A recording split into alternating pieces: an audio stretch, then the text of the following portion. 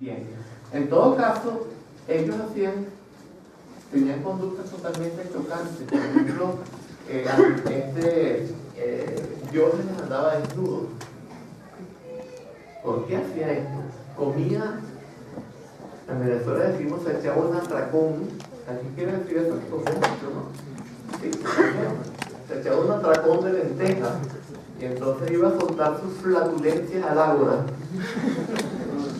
Que era algo que escandalizaba a todo el mundo. ¿Por qué hacía cosas tan raras? Era loco también, ¿no?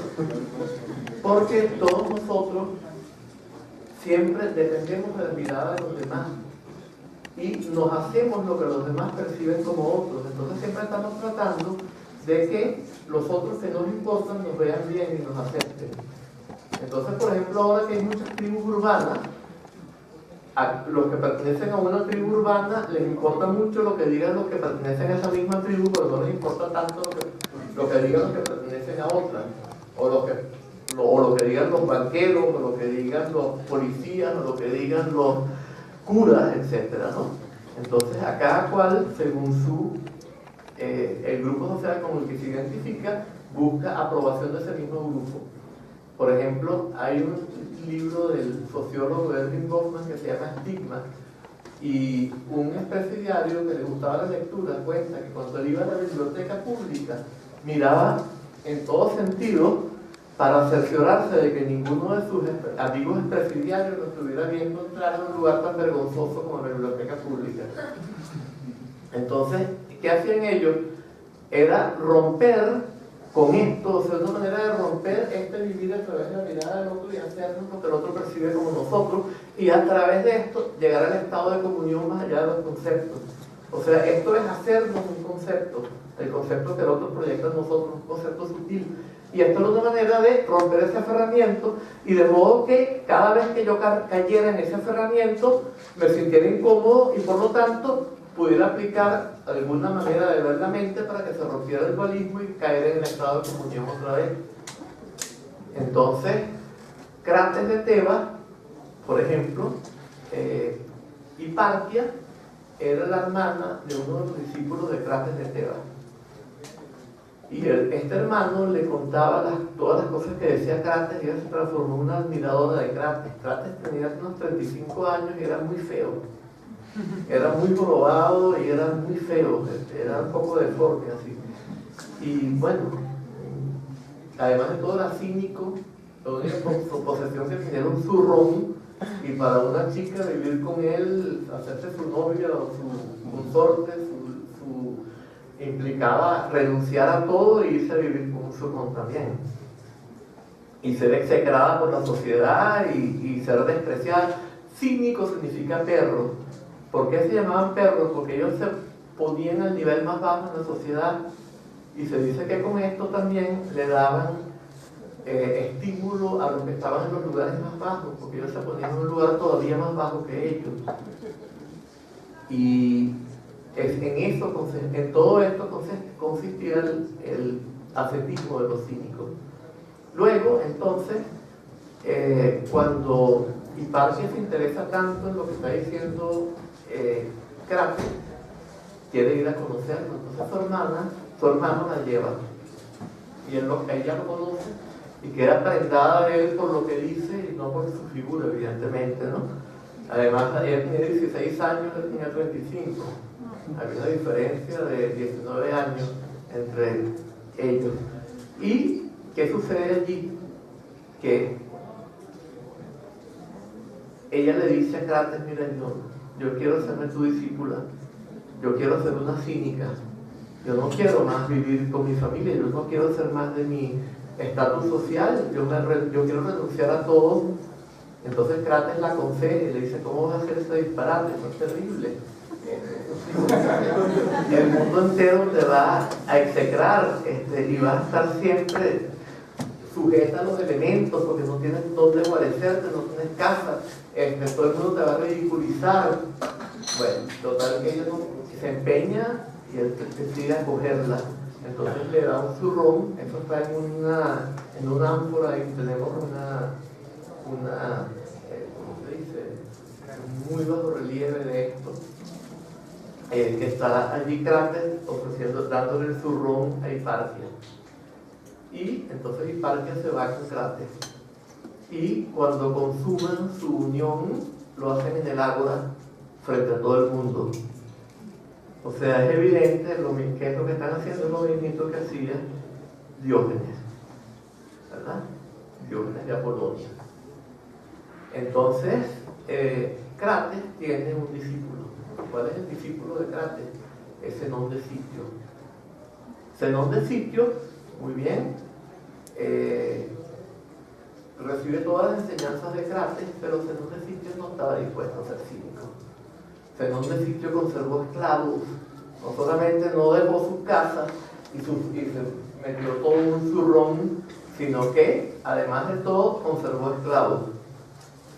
Y además de todo, pareciera que no le satisfizo que Crates quisiera llevarlo más allá de toda lógica al estado de comunión. Él como que necesitaba también tener una lógica. Entonces fue donde Estilpio, o el megárico, que había sido una de las escuelas megáricas de discípulos de Sócrates, que había desarrollado toda una lógica bien detallada, aprender lógica, en parte para poder defender todo aquello que a los cínicos no les interesaba defender, porque ellos enseñaban con el ejemplo, y si alguien quería refutarlo, quién sabe qué hacían, ¿no? Alguna cosa que más bien chocante para ellos. Y no, este señor lo necesitaba, además él quería conservar sus esclavos y quería conservar la lógica, entonces fue a aprender lógica donde tipo el megárico. Y así nació la escuela estoica. Entonces la escuela estoica conserva del cinismo la idea de que hay un estado de comunión. O sea, mantiene esa idea, que es la idea de toda esta tradición que yo he agrupado bajo la rúbrica dionisíaco y por tanto Shaiva budista. ¿Por qué? Porque hubo fuentes Shaivas y hubo fuentes budistas y las dos se conjugan, o por lo menos habría habido, no podemos demostrarlo con la mano, o sea, de una manera absoluta, nada se puede demostrar de manera absoluta en este mundo, y menos lo que pasó hace miles de años o hace muchos siglos. Entonces adopta este idea de un estado de comunión en el cual se hace patente el logo, se hace patente la verdadera condición. Pero el logo de los estoicos es un logo que trae la huella de Estilpio el megárico, un logo dualista, un logo digital. Él dice que es el mismo logo de Heráclito porque ellos le atribuyen el origen de su tradición a Heráclito. Es toda esta misma tradición. ¿Quién fue el maestro de Zenón? Fue Crates. ¿De dónde vienen los cínicos? De Antístenes. ¿De dónde viene Antístenes? De Sócrates y Gorgias. ¿De dónde vienen Sócrates y Gorgias? Es la misma tradición de los sofistas, por más que Platón diga misa. Decía mi madre, ¿no? Tú puedes decir misa. Y ¿de dónde viene toda esta tradición? Entronca con la misma tradición escéptica. Los mal llamados sofistas eran escépticos y, según Enesidemo, el escepticismo no es más que una propedéutica gnoseológica a la ontología de Heráclito. Es todo lo mismo que hemos estado diciendo a lo largo de toda esta charla. Pero entonces ellos sí mantienen ciertas ideas propias de toda esta tradición. Heráclito habla del aión, del ciclo cósmico temporal, lo que llaman el kalpa los indios, en el cual hay toda una visión en la cual todo va degenerando de una edad de oro, una edad de plata, una edad de bronce, una edad de hierro, y luego ahí puede haber una regeneración que se vuelve una edad de oro, una visión cíclica de la evolución humana, degenerativa, pero para volver a una regeneración. Y mantienen esa idea, mantienen la idea de que el Estado no tiene ninguna justificación, de que la propiedad no tiene ninguna justificación, de que las divisiones sociales no tienen ninguna justificación, y la idea de que en la edad de oro no habría existido ninguna de esas divisiones. Todos habrían comulgado en la vivencia de lo mismo, en la vivencia de la verdadera condición, en la vivencia de la física. Entonces, pero con idea, esta degeneración del logos heráclito que lo digitalizan. Allí ya han dañado la tradición. Y encima, este señor mantiene esclavos. Y encima, o sea, ya empiezan después viene la Astoria Media, la Nueva Astoria. En la Nueva Astoria ya hay hasta emperadores romanos, o sea, que y eran los que negaban el Estado. Hicieron muy bien, acabaron con los atropellos más terribles del derecho romano. Por ejemplo, que la esposa y los hijos fueran propiedad del pater familias, que podía, si los mataba no importaba, porque era como si yo soy el dueño de esta agua y decido romper la botella y que se riegue el agua.